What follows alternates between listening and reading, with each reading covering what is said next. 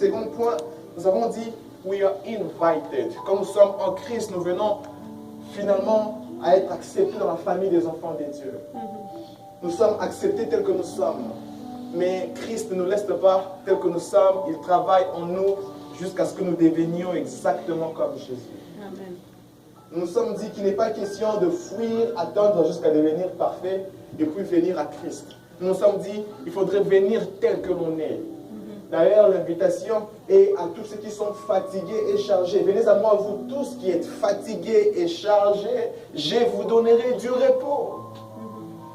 Et nous avons dit, nous tous, quoique vous pourriez être comme la femme qui était reconnue comme pécheresse, ou comme le grand apôtre Pierre, nous tous sommes invités dans la famille des enfants de Dieu. Nous avons tous une place dans la famille des enfants de Dieu. Aide-moi à dire à ton voisin, nous avons une place dans la famille des enfants de Dieu. Nous avons une place dans la famille des enfants de Dieu. Nous avons une place. Nous sommes tous invités dans la famille des enfants de Dieu. Troisièmement, nous avons dit que nous sommes indispensables. Indispensable, nous avons dit, ça veut simplement dire que nous sommes presque irremplaçables. Nous avons du prix aux yeux des dieux. Et cela se prouve d'ailleurs de la manière dont Dieu nous a créés. Il nous a créés avec ce qu'on appelle des empreintes digitales. Des empreintes, c'est la seule marque au monde qui n'existe qu'avec toi.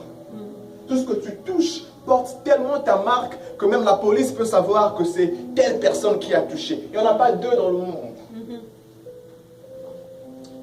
C'est autant authentique nous sommes, autant indispensable nous sommes. Nous nous sommes dit, en parlant de ce qui est indispensable, quelqu'un d'autre peut faire le travail de ce qui est indispensable, mais il sera en train de faire un travail double, pas comme celui qui devait le faire. Nous sommes dit, les aveugles développent autre sens.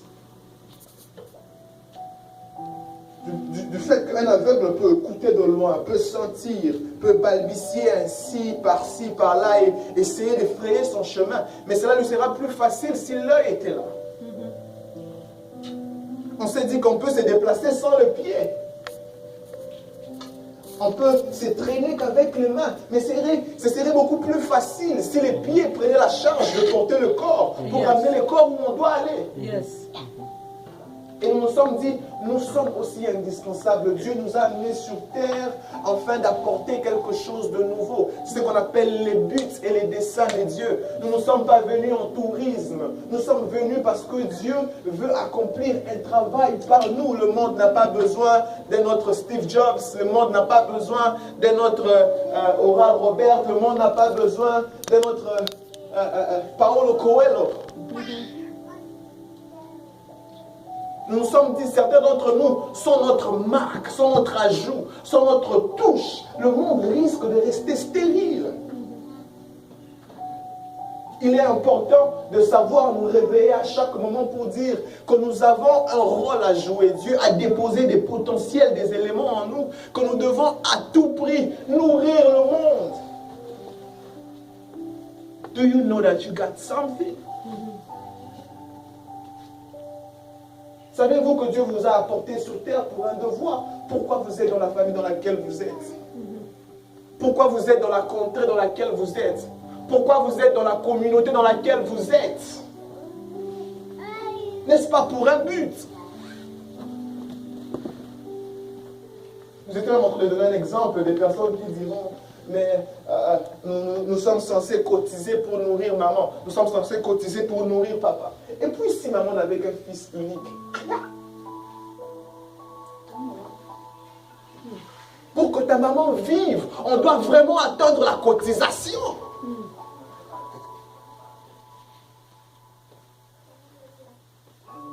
Des personnes qui fuient les responsabilités, qui attendent que les autres font, et puis eux attendent seulement, et ne font jamais rien. Nous nous sommes dit, quand nous commençons à comprendre que nous sommes indispensables, ça met en nous la conception de responsabilité. Nous commençons à prendre les choses en main, même à l'église. Nous n'attendons plus que certaines personnes fassent certaines choses. Nous nous sommes inclus dans ce qui doit être fait. Je sais que si je ne fais pas, les éléments seront faits, mais non pas avec mon ajout. Je suis indispensable, j'ai quelque chose à faire. Quelqu'un me comprend? Yes. Nous sommes dit dans le corps, on ne peut pas se considérer comme des cheveux. Même si on me coupait, je serais des Brésiliennes sur la tête de quelqu'un d'autre. On me vendra quand même assez cher. Il faudrait avoir une conscience d'appartenance. Je suis censé appartenir et j'ai un ajout. Imaginez-vous une main qu'on coupe. Imaginez-vous une jambe qu'on coupe. Imaginez-vous d'un nez qu'on arrache. C'est la place que nous occupons. Et ce soir, le Seigneur va continuer encore dans la même série d'enseignements, mais les sous-thèmes que je nous apporte ce soir, c'est que je suis influent. Allez avec moi dans 1 Chronique, chapitre 4.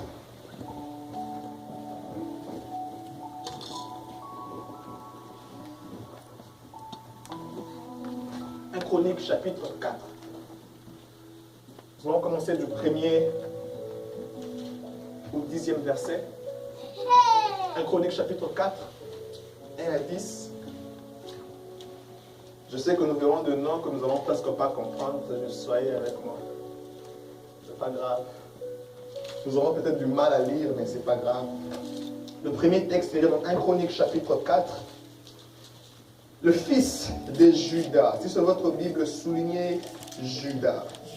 Le fils de Juda, Pérez, Estron, Carmi, Hur, Escobal, Réaja, fils d'Escobal, engendra Jachat. Jachat engendra Ashoumaï et Lahad. Ce sont les familles Téréatiens. Voici les descendants du père d'Étan, Jisraël, Jishma, Jidbash. Le nom de leur sœur était Atzelelphoni, Péniel, était père de Guédor et Ézer, père de Husha. Ce sont là les fils de Hur, premier-né d'Ephrata, père de Bethléem. Ashur, père de Tekoa, eut deux femmes, Héléa et Nara. Nara lui enfantant Ashuzam, Épher, Téméni et Achatari. Ce sont là les fils de Nara, le fils de Héléa, Téret, Tchosar et Étan. Kot engendra Anub et Atsobeba et les familles d'Acharchel, fils d'Arum. Le verset 9, c'est ce qui nous intéresse. On pouvait carrément commencer là. Mais c'est avec l'intention qu'on a commencé au premier 1. 9. Jéabeth était plus considéré que ses frères. Sa mère lui donna le nom de Jéabeth en disant, c'est parce que je lui ai enfanté avec douleur. Jéabeth invoqua les dieux d'Israël en disant, si tu m'es béni et que tu étendes mes limites, si ta main est avec moi et si tu me préserves du malheur, en sorte que je ne sois pas dans la souffrance. Point de suspension. Ça, j'aime ça. Et Dieu accorda ce qu'il avait demandé. Genèse chapitre 35.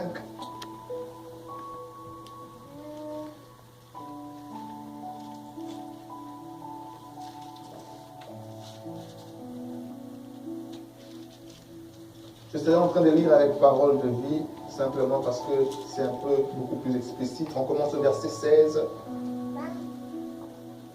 Jacob et sa famille quittent Bethel et ils sont encore loin d'Ephrata. Quand Rachel met un enfant au monde, la naissance est pénible. Pendant que Rachel accouche difficilement, la sage-femme lui dit, n'aie pas peur, c'est encore un garçon. Rachel est mourante. Au moment de mourir, elle appelle l'enfant Ben-Oni, ce qui veut dire fils de ma douleur. Mais Jacob l'appelle Ben-Yamin, c'est-à-dire fils de la main droite. Rachel meurt et on l'enterre au bord de la route d'Ephrata, c'est-à-dire Bethléem. Le dernier texte, Marc chapitre 5.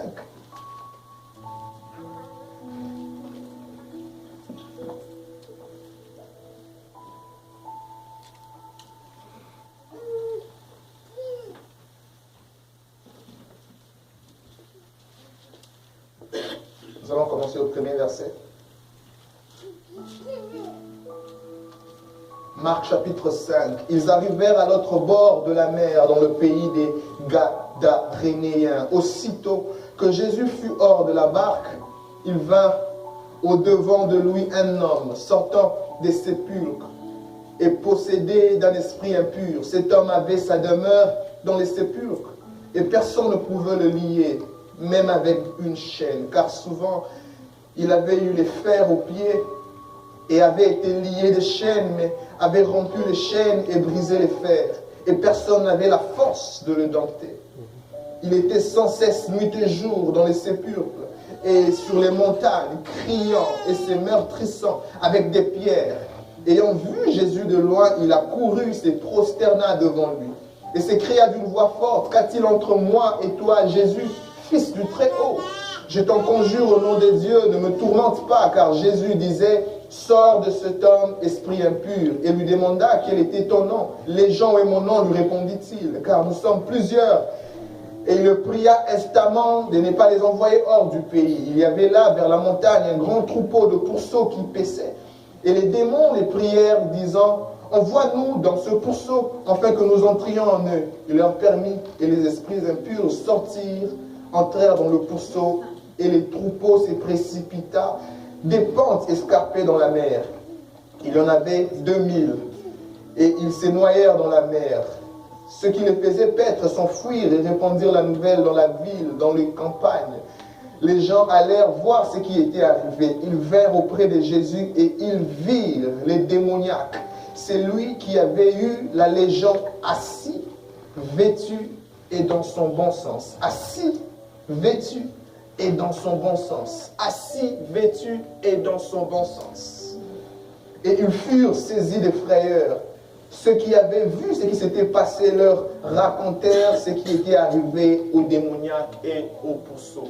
Je suis influent. Seigneur, bénis ta parole ce soir. Parle à un cœur, parle à une destinée, parle à un esprit. Honore-nous par la révélation de ta parole qui apporte la lumière. Honore-nous par la révélation de ta vérité qui apporte la liberté. Vous connaîtrez la liberté, la vérité, et la vérité vous affranchira. Affranchis quelqu'un ce soir. Influence un esprit ce soir. Influence une destinée ce soir. Pour la gloire de ton Fils Jésus, avec action de grâce, nous avons ainsi prié. Amen. Amen. Vous êtes très timide ce matin. Je suis influent. Le combat dans le monde où nous sommes, c'est un combat lié à l'influence. Et lorsqu'on parle d'influence, on a souvent tendance à voir des plateformes, on a tendance à voir une position élevée, on a tendance à voir les réseaux sociaux, YouTubeurs, c'est lui qui a beaucoup plus de followers. Le monde actuel nous présente l'influence dans ce sens-là, de manière à ce que quand je suis en train de dire je suis influent, quelqu'un se dit dans son cœur: Pastor, what you talking about?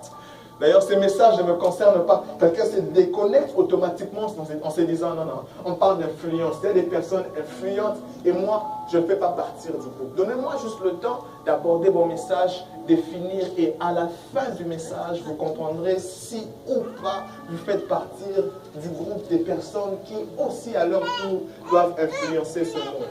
Nous allons commencer notre premier texte dans le livre de 1 Chroniques chapitre 4. Ce texte s'introduit en disant: voici à quoi ressemble la généalogie de Judas.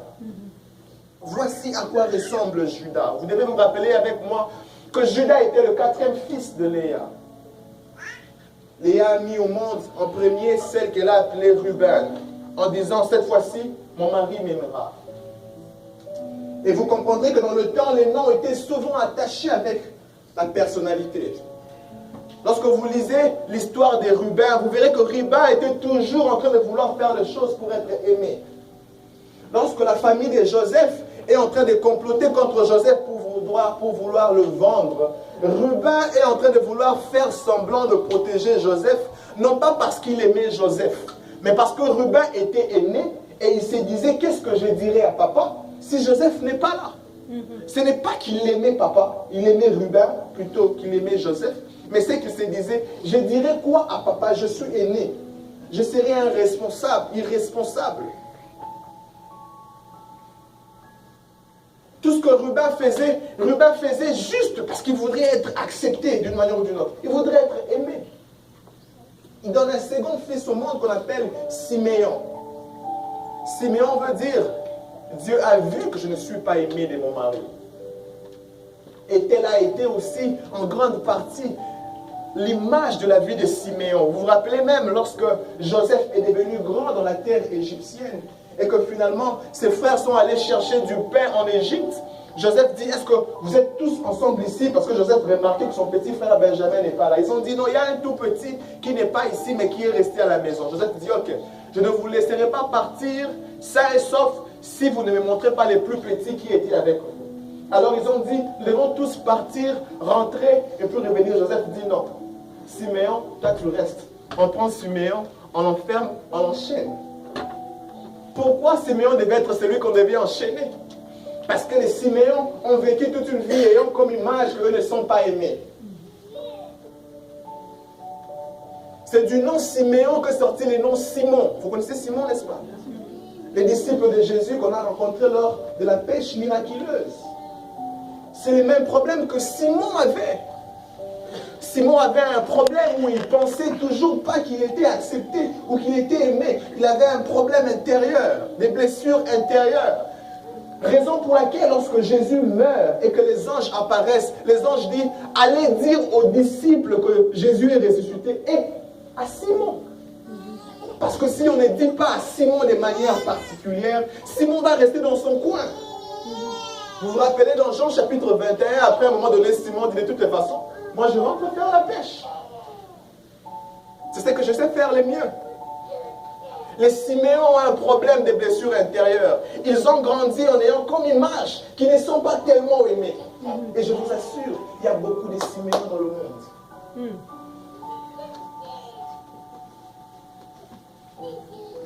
Et il met au monde un troisième fils qu'il appelle Lévi. Il dit cette fois-ci, mon mari s'attachera à moi. Et Lévi grandit avec un homme finalement qui le colle. Les Lévis sont ceux qui ont grandi dans le sacerdoce. Ils sont finalement restés attachés au sacerdoce. Les Lévis, on voit l'attachement dans tout ce qui vient aux Lévis. Les fils d'Aaron, eux, c'était être prêtre, être temple, être attaché à l'œuvre de Dieu. Et les Lévis avaient un second problème, c'était la colère. Lorsque leur sœur Dina a été violentée par un groupe social, alors les Lévites ont dit, ok, nous voulons vous donner notre sœur en mariage, mais vous devez vous circoncire. Et quand tous les villages se circoncis, les Lévites ont pris des épées, ils sont allés détruire tout un village. Moïse était un Lévite. Moïse était un homme ayant une colère. Il vient de la montagne avec les tablettes. Il descend, il trouve que le peuple est dans la désolation, est perdu, en train de faire du n'importe quoi. Il prend les tablettes, il casse par la colère. À cause de la colère, Moïse, Dieu le dit, parle au rocher. Moïse, à cause de la colère, il prend le rocher, il frappe 2 fois. C'est du Lévi. Avait un problème lié à l'attachement et à la colère. Mais ce qui nous intéresse ce soir, ce n'est ni ceux de Lévi, ni ceux de Siméon, moins encore ceux de Ruben, mais c'est ceux de Judas. Parce que la Bible dit, voici à quoi ressemble la généalogie de Judas. Judas était le 4e fils. La Bible dit, lorsque Léa met au monde Judas, elle dit, cette fois-ci, je louerai, et elle cessa de mettre au monde. Pourquoi? Parce que toutes les fois qu'elle mettait au monde, c'était un moyen par lequel elle voulait attirer l'attention de son mari. Mon mari ne m'aime pas, alors je lui donnerai un autre fils. Je veux être aimé, alors je donnerai un autre fils à mon mari. Je veux être attaché à mon mari, alors que je lui donne encore un autre fils. Elle se rend compte que malgré le nombre de fils qu'elle est en train de donner, ça ne lui apporte absolument rien. Alors, elle met au monde un 4e fils qu'elle appelle Judas. La Bible dit, quand elle met au monde la louange, elle cesse de commencer à vouloir plaire aux hommes. Amen. C'est ce que la louange fait. La louange est la capacité à voir ce que Dieu a fait, mais à voir aussi ce que Dieu peut faire. On ne loue pas qu'à cause de ce que Dieu a déjà fait. On loue aussi Dieu de ce que l'on reconnaît qu'il est capable de faire. Ça s'appelle la louange prophétique. Dieu ne l'a pas encore fait, mais je commence déjà à les glorifier parce que je sais qu'il est capable de le faire. Écoutez, la Bible dit que Dieu demandait à ses peuples de tourner autour du mur de Jéricho.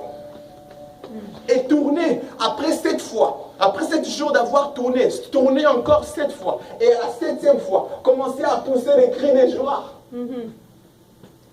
Mais ce peuple se dira, qu'est-ce qui est en train de pousser des cris de joie là-bas? Ils viendront nous attaquer avec des flèches. Mais Dieu est en train de vouloir leur dire, on ne loue pas parce que le mur est tombé, mais on loue parce que vous savez que je suis capable de faire tomber les murs. Amen. Et pendant que vous êtes en train de louer, vous remarquez qu'exactement les murs sont en train de s'effondrer. Yes. Judas, cette fois-ci je louerai. Quelquefois, il faudrait apprendre à se mettre dans la peau d'une personne qui sait louer Dieu prophétiquement. N'aimez pas que dans la peau de ceux qui sait louer Dieu à cause de ce que Dieu a déjà fait. Il existe de ces choses que Dieu n'a pas encore fait. Mais dans son CV, tu sais qu'il est capable de le faire. Je suivais un match et Léo Messi, le ballon d'or, était hors du terrain. Et l'équipe adverse menaçait le Barça. Et à un moment donné, on a envoyé Léo Messi aller se réchauffer seulement. Il n'a pas encore commencé le match. Il est allé se réchauffer. À ma grande surprise, famille de Dieu, il n'est pas encore dans le terrain. Le fait que Léo Messi est allé seulement se réchauffer, il court hors du terrain. Le stade était en ébullition. Tout le monde était... Qu'est-ce qui se passe? On dit, mais Léo Messi va bientôt entrer. Léo Messi n'a pas encore de ballon. Mais ils savent de quoi il est capable. Alléluia. Et ça provoque la joie dans leur cœur. Amen. Dieu n'a pas encore agi. Mais tu sais de quoi il est capable. Amen. Quand on te parle de lui, ça te provoque déjà la joie de l'intérieur. Tu sais que lorsqu'il s'élèvera, aïe, aïe, aïe, aïe, aïe, aïe. C'est ce qu'on appelle la louange prophétique. Dis avec moi la louange prophétique. La louange prophétique. C'est la capacité à louer Dieu pour ce qu'on n'a pas encore entre les mains. Mais on sait que Dieu peut me le donner. Amen. Quelqu'un me suit toujours? Yes. Lorsque je marche dans la vallée de l'ombre de la mort, je suis au milieu de la mort. Je suis au milieu de tout ce qui m'inspire la mort. Mais écoutez ce qu'il dit. Je ne crains aucun mal. Amen. Car tu es avec moi. Ta roulette et ton bâton me rassurent. Tu dresses devant moi une table en présence de mes ennemis. Tu oignes ma tête et ma coupe déborde. Amen. Oui, le bonheur et la grâce m'accompagnera tout le jour de ma vie et j'habiterai dans la maison du Seigneur jusqu'à la fin de mes jours. Il est dans la vallée de l'ombre de la mort, mais il sait voir l'Éternel dresser une table juste un peu plus loin. C'est ça la louange prophétique.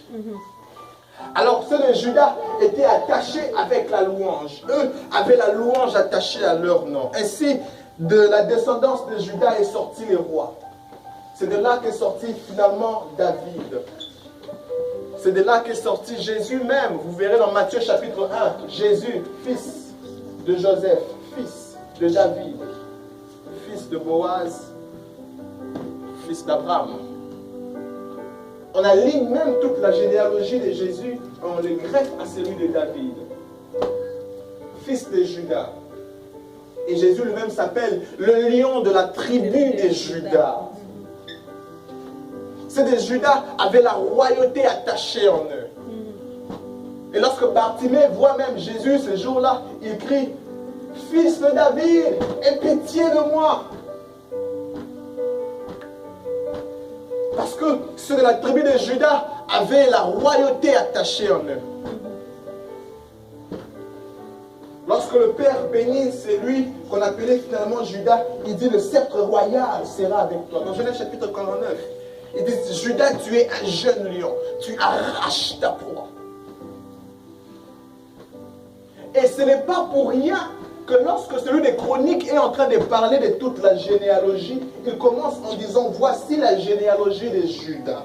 Et il commence à mentionner le nom.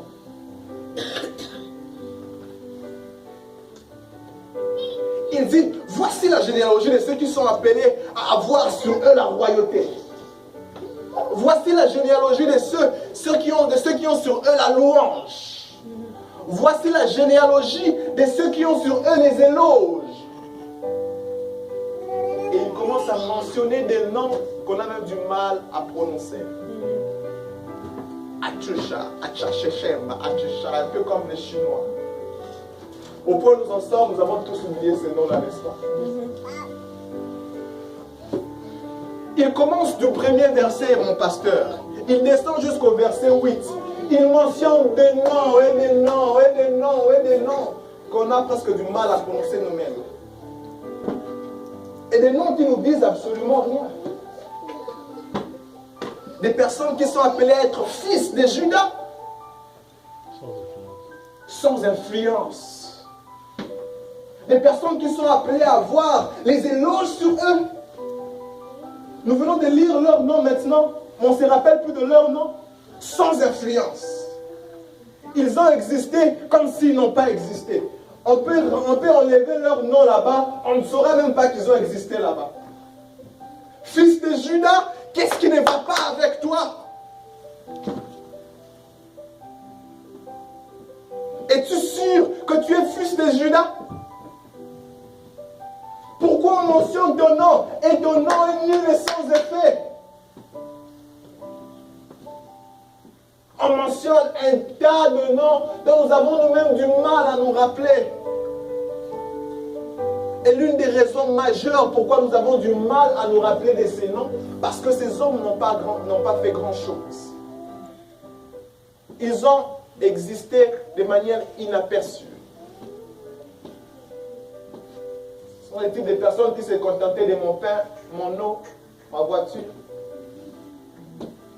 mes bills, mes cheveux, ma chaussure, ma veste. Tout c'est moi.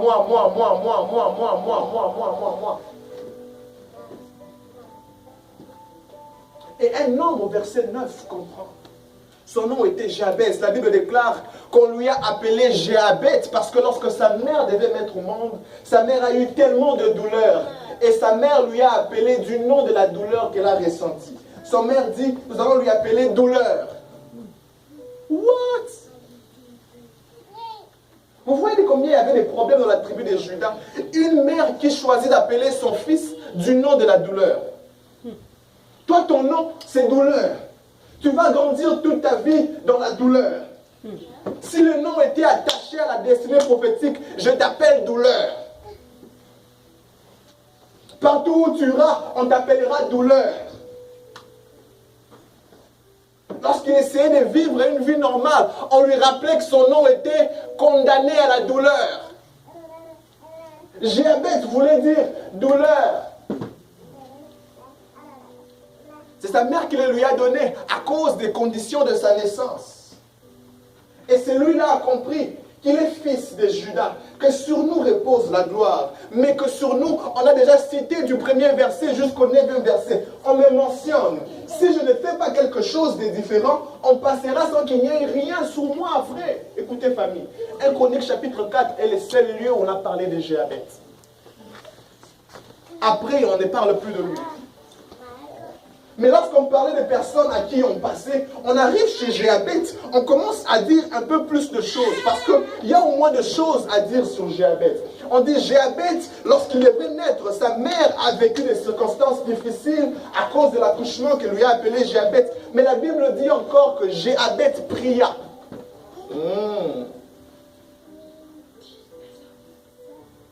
Jéabeth pria, il dit Seigneur, si tu me bénis, si tu me délivres, si tu étends sur moi ta main.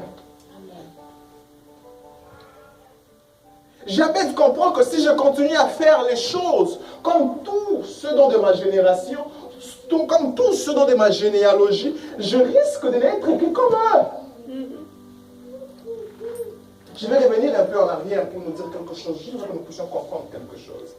Écoutez, ceux de la tribu de Judas avaient les éloges sur eux. Mais vous vous rappelez du jour où nous étions en train d'apprendre, d'étudier la généalogie de Jacob? Vous vous rappelez? Le jour où on lisait Genèse chapitre 37, nous avons même lu Genèse chapitre 38, et nous sommes allés au Genèse chapitre 39 pour chercher à quoi ressemblait la généalogie de Jacob, vous vous rappelez?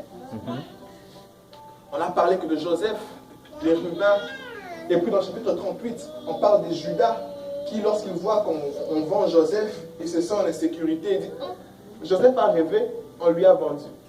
Moi, sur moi, il y a des éloges. Sur moi, il y a la royauté. Si je reste ici, qui est le suivant? Donc, mes frères vont faire quelque chose contre moi, vaut mieux pour moi, que je commence déjà à me retirer. Le chapitre 38, la Bible dit que Judas, par peur quitte ses frères, il va chez son ami l'Adoulam, qu'on appelait l'Adoulamite. Et là, il rencontre une femme avec qui il prend 3 fils. Le premier, il l'appelle Er, le deuxième, il l'appelle Onan, le troisième, il l'appelle qui? Sheila. Er fait ce qui était mal aux yeux de l'Éternel, il était méchant, l'Éternel le fait périr. Onan prend la femme de son frère, c'était la culture du temps. Et Onan aussi faisait ce qui était mal aux yeux de l'Éternel, parce qu'il ne voulait pas donner de postérité à la femme de son frère. Dieu le fait périr. Mais Judas était fils de Jacob, il était quand même quelqu'un de spirituel. Il remarque que tout celui qui épouse Tamar finit par mourir. Il dit, je ne donne pas mon dernier fils à Tamar. Quelqu'un voit la mauvaise influence là-bas que Judas voit? Judas dit, tout celui qui s'attache à Tamar meurt. Alors j'ai un fils unique, je ne donne pas à Tamar. Judas refuse de donner Tamar à Sheila. Mais ce qui arrive, c'est que Tamar se retire, elle va habiter vers la porte de la sortie. Au coin, à peu près en quarantaine de la ville. Et un jour, Judas en marche, voit une femme habillée. Judas pense que c'était une prostituée. Judas va vers elle.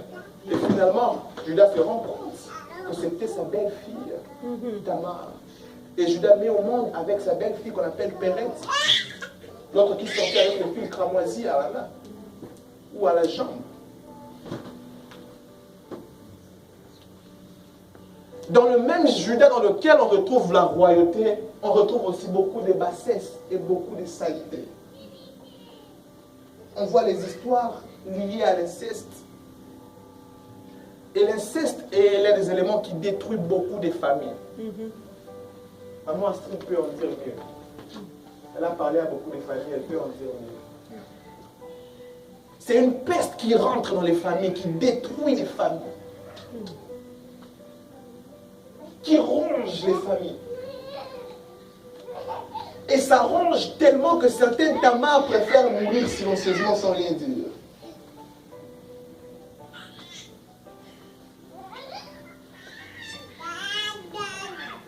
C'est comme quelqu'un qui devait te protéger, te détruit.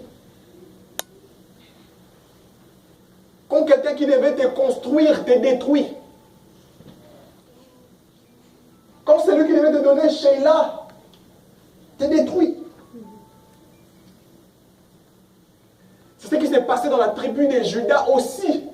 Malgré les éloges qui ont été déclarés, mais dans le sein et dans le socle de la tribu de Judas, on voyait assez du méli-mélo. Ainsi, lorsqu'on commence à parler dans la tribu de Judas, on parle de beaucoup de personnes qui sont sans effet, qui sont presque sans influence. Mais des personnes qui avaient en eux la prédestination d'être influents. Écoutez, voilà pourquoi dans les Écritures, je respecte un homme comme Ésaü. On va faire cette tranche en 2 volets. On va faire, je suis influent en 2 volets. Je respecte Ésaü, vous savez pourquoi? Lorsque le Père bénit Jacob, il dit que le ciel te donne de la rosée, que la terre te donne du blé.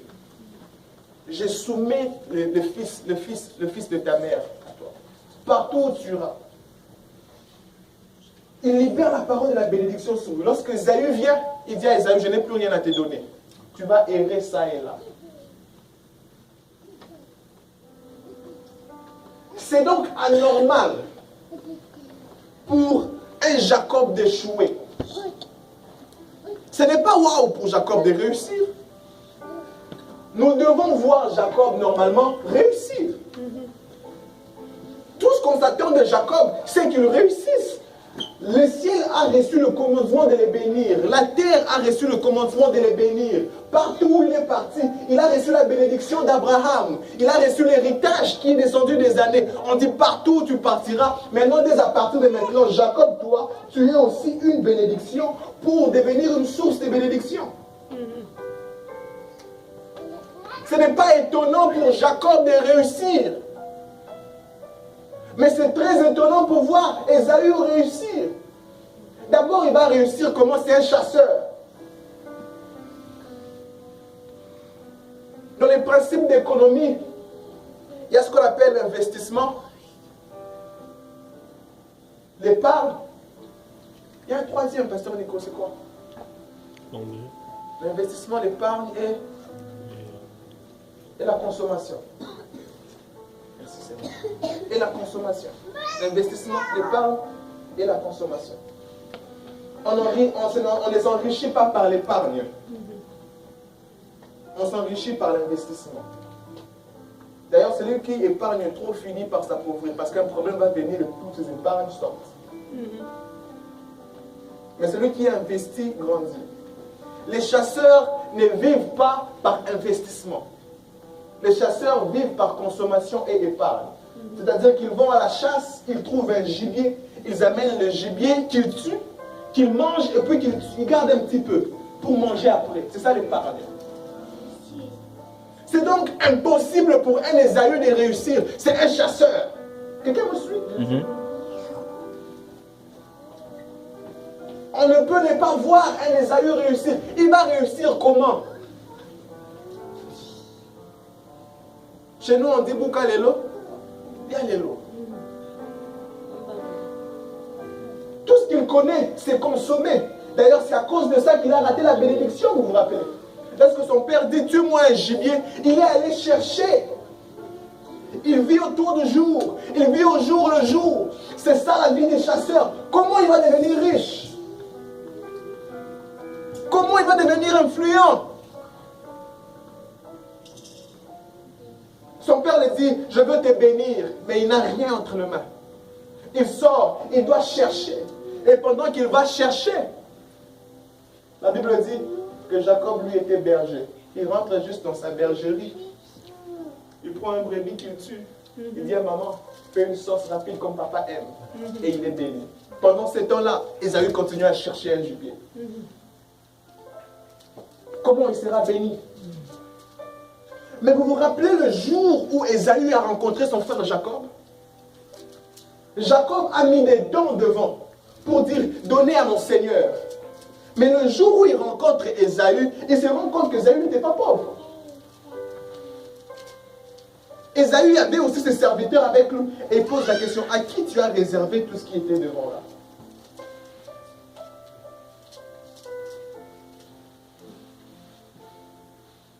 Je n'en ai pas besoin.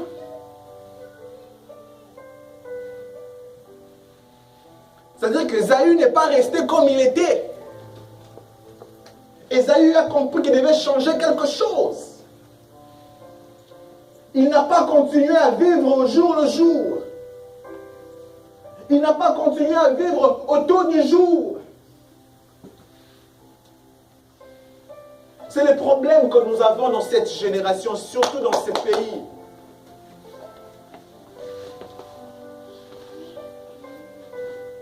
La plupart d'entre nous ne nous rendons même pas compte que nous sommes influents parce que nous vivons autour du jour.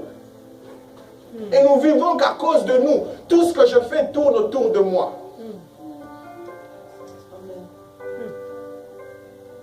Tu arrives au travail, tu te rends même compte que la personne avec qui tu travailles tout le jour, tu vois qu'il est triste ce jour-là, mais toi ça ne te concerne pas.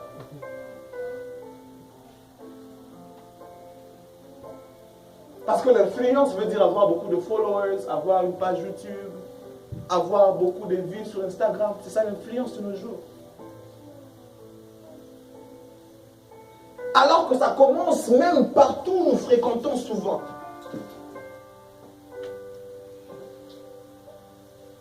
Do you have to wait for a trick or treat to offer a chocolate to someone?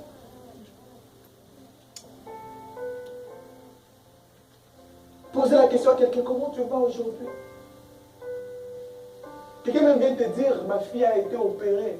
Et puis tu dis, ah, oh les parents, c'est difficile. Tu changes de sujet.